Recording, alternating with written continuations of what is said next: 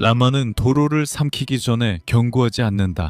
BR-230, 즉 트란스 아마조니카로도 알려진 이 도로에서는 비가 세차게 내리고 땅속으로 스며들어 기층의 강도를 약화시키며 수킬로미터에 달하는 도로를 불안정한 통로로 바꿔놓는다. 기대했던 원활한 흐름 대신 기다림이 자리 잡는다. 트럭들은 느린 속도로 앞으로 나아가고 타이어는 미끄러지며 열악한 다리들은 과부하에 시달리고 예측 가능해야 할 시간은 도로 한가운데서 그저 사라져버린다. 이런 환경에서 피할 수 없는 질문이 생긴다. 트란스 아마조니카의 문제는 단순히 포장이 부족해서일까? 아니면 아마존을 극복할 수 있는 해법이 없기 때문일까? 여기서 소개하는 것이 바로 CCR, 즉 롤러 다짐 콘크리트입니다. 이 기술은 이미 저희 채널과 영상 카드에서 다룬 바 있습니다. 하지만 4,000km가 넘는 도로에 이 방법을 적용하는 것은 단순한 기술적 결정이 아니라 기후와 물류, 그리고 지역 자체와의 직접적인 맞대결입니다. 앞으로 몇 분 동안 저희와 함께 하시면서 CCR의 도전 과제와 실현 가능성, 그리고 이 변화를 돕기 위한 현재 진행 중인 프로젝트와 공사들에 대해 알아보시기 바랍니다. BR-230, 즉 트란스 아마조니카로 알려진 이 도로는 브라질에서 가장 긴 도로 중 하나로 파라이바주의 카베델루에서 아마조나스주의 라브리아까지 4,000km가 넘는 구간을 연결합니다. 수천 킬로미터를 가로지르며 전혀 다른 여건들을 가로지릅니다. 이 도로는 여정 내내 잘 정비된 도시 지역을 출발해 아직 인프라가 제한적인 지역으로 나아갑니다. 물류는 복잡하고 환경은 엔지니어링에 끊임없는 제약을 가합니다. 실제로 이것은 국가 통합의 축이지만 중요한 특징이 하나 있습니다. 바로 단절성입니다. 포장되어 잘 작동하는 구간도 있지만 아직도 진흙탕에 시달리는 구간도 있습니다. 특히 아마존 우기에는 교통이 중단되거나 매우 열악한 상태가 이어집니다. 이로 인해 트랜스 아마조니카는 연속적인 고속도로로 기능하지 못하고 각 구간이 동일한 환경 조건에 대해 서로 다르게 반응하는 반편적인 시스템처럼 작동하게 됩니다. 바로 이 단편화가 더 깊은 핵심을 드러냅니다. BR-230의 진짜 문제는 충분한 공사가 이루어지지 않았거나 그 구간마다 적용된 해결책의 선택에 있습니다. 트랜스 아마조니카는 1970년대 분명한 목표를 가지고 탄생했습니다. 바로 대규모 도로 회랑을 통해 브라질 영토를 통합하는 것이었습니다. 그 아이디어는 고립된 지역들을 연결하고 경제 발전을 촉진하며 거의 개발되지 않은 지역의 거주를 장려하는 것이었습니다.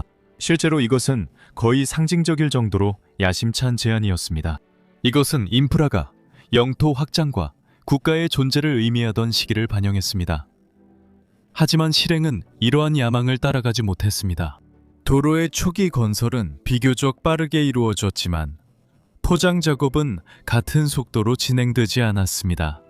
수십 년이 지나면서 예산 제한, 정치적 우선순위의 변화, 그리고 아마존의 환경적 도전들이 프로젝트의 지속을 방해했습니다.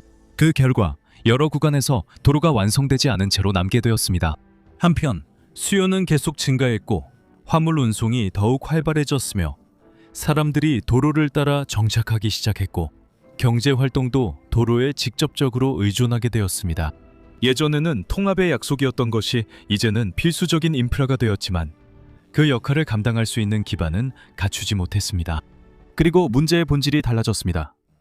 더 이상 단순히 포장이 없는 것이 아니라 전통적인 해결책을 적용하는 건설 방식이 부적절하다는 점이 문제가 되었습니다. 불안정한 토양, 강한 비, 높은 습도, 그리고 유지관리 능력이 낮은 지역에서 그 한계가 드러나기 시작했습니다.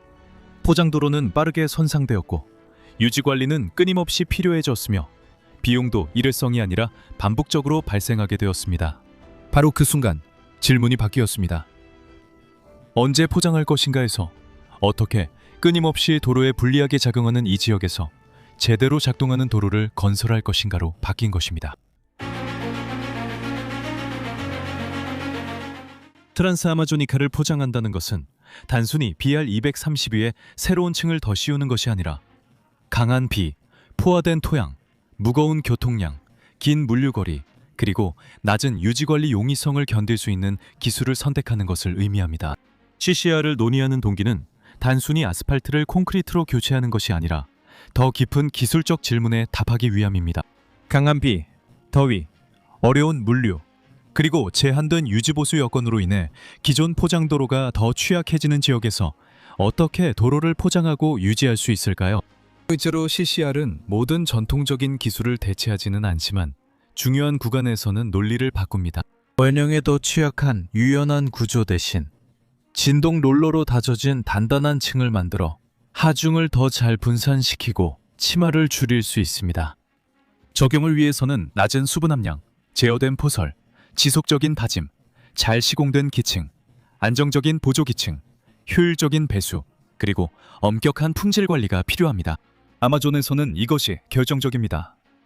왜냐하면 물은 단순한 설계상의 요소가 아니라 도로를 파괴하는 주요 원인이기 때문입니다. 오늘날 트란스 아마조니카는 여러 개의 개입 구간으로 나뉘어 단절된 회랑처럼 운영되고 있습니다. 각 구간은 진척도, 우선순위, 복잡성 면에서 서로 다르며 최근 몇 년 동안 국가교통인프라국 핵심 축의 노력을 집중해왔습니다. 이들은 주요 구조물 교체, 훼손된 구간 복구, 그리고 전략적 구간에서의 점진적인 포장공사 추진입니다. 파라주에서는 가장 상징적인 사례 중 하나는 BR230의 571km 지점 아나프와 비토리아 두 신구 사이에 위치한 신구강 위의 다리입니다. 약 700m 길이에 4억 560만 헤알이 투자된 이 공사는 이미 50% 이상 진행되었으며 구조 단계와 상부 구조에서 진전이 있었습니다. 이 다리는 단순한 교량을 넘어 운영상의 단절 지점을 해소하며 페리에 의존하던 것을 영구적인 해결책으로 대체합니다. 이것은 트란스 아마조니카가 포장도로뿐 아니라 구조적 연속성의 의존함을 보여줍니다. 또 다른 중요한 변화는 목재 다리를 철근 콘크리트로 된 영구 구조물로 교체하는 것입니다. 최근에는 파라주의 BR230도로에 콘크리트 다리 15개를 건설하는 허가가 나왔으며 이는 교통을 중단시키고 도로 축의 신뢰성을 저해하는 취약한 다리들을 없애는 조치입니다. 파라주의 루로폴리스와 메디실란디아시 사이에는 트란스 아마조니카 전체에서 가장 민감한 구간 중 하나가 있습니다. 우기에는 통행이 매우 어려워져서 화물 운송, 기본 서비스, 그리고 지역사회의 일상생활에 큰 영향을 미칩니다. 이 열악한 상황 때문에 연방검찰청은 법원에 긴급 개입을 요청했습니다.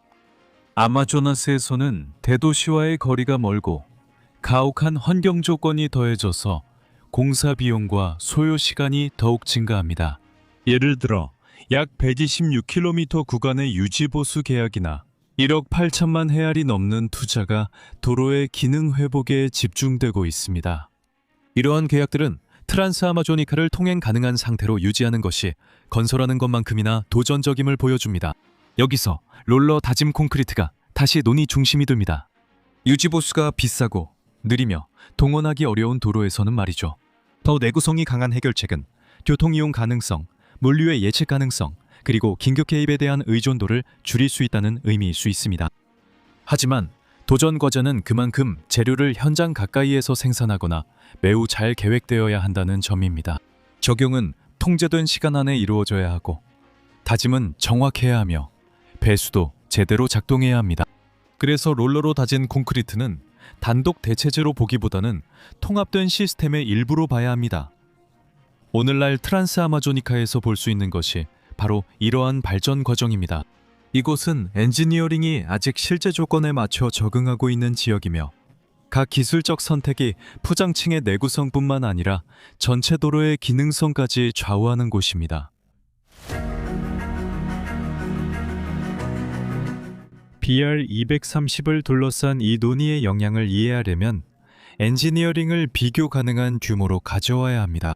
상파울루 지하철 4호선 아마렐라와 같은 공사는 킬로미터당 10억 헤알을 넘는 비용이 듭니다. 이는 극도의 기술적 복잡성, 도시 간섭, 그리고 지방공학적 관리가 반영된 결과입니다. 실질적으로 이 공사의 1km는 대당 평균 7만 5천 헤알로 계산할 때 약 1만 3천 대의 보급형 자동차와 맞먹는 금액입니다.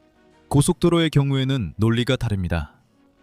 브라질에서 전통적인 포장 공사는 평균적으로 킬로미터당 300만 헤알에서 1천만 헤알 사이입니다. 지형이 험한 지역에서 도로를 확장하는 등 더 복잡한 프로젝트의 경우 이 금액은 킬로미터당 1200만 헤알 또는 1800만 헤알이 될 수 있습니다. 이 차이로 km당 비용이 크게 늘 수 있습니다.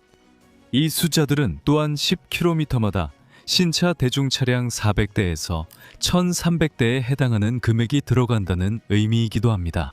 사실 바로 이 지점에서 CCR이 논의에 참여하게 됩니다. 일반적으로 롤러로 다진 콘크리트 솔루션은 특히 물류, 자재, 시공 품질 관리 때문에 연성 포장 대안들보다 초기 비용이 더 높을 수 있습니다. 반면에 수명 주기에서는 더 높은 내구성, 더 적은 변형, 그리고 유지보수 개입의 잠재적 감소라는 이점이 나타납니다.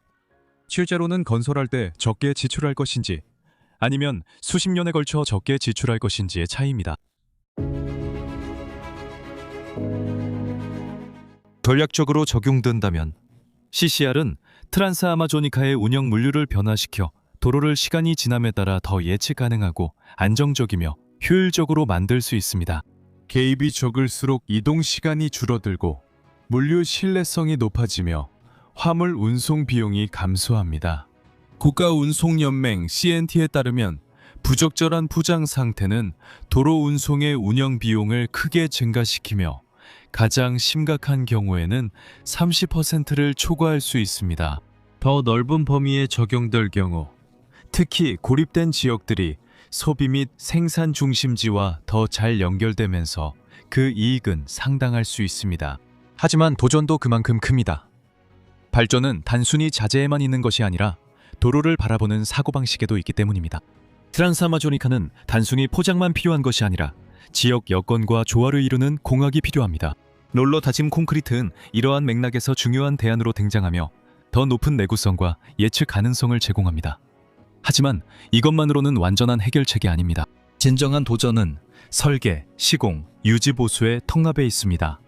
왜냐하면 결국 중요한 것은 단순히 도로를 건설하는 것이 아니라 그 도로가 매일 어떤 조건에서도 제대로 작동하도록 만드는 것이기 때문입니다.